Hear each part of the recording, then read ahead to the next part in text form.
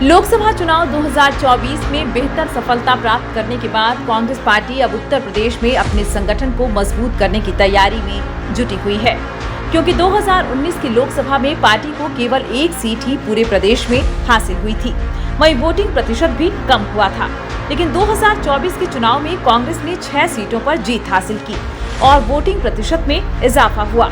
लोकसभा चुनाव के बाद यूपी में कई विधानसभा सीटें भी खाली हो गई हैं, जिनमें उपचुनाव होना है। पार्टी लोकसभा चुनाव के बाद से ही इसकी तैयारी में जुट गई थी।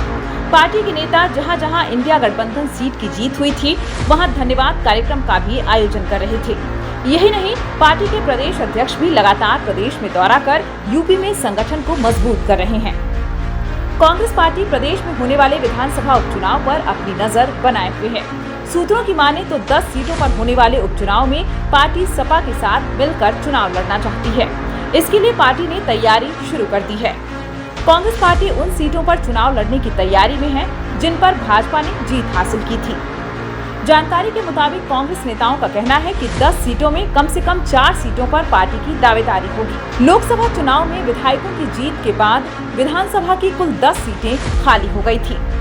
इनमें भाजपा के विधायकों ने जहां जीत हासिल की थी, उनके नाम फूलपुर, खैर, गाजियाबाद और मजमा विधानसभा सीटें हैं। वहीं रालोद ने मीरापुर सीट से अपने विधायक चंदन चौहान को बिजनौर लोकसभा सीट से चुनाव मैदान में उतारा था।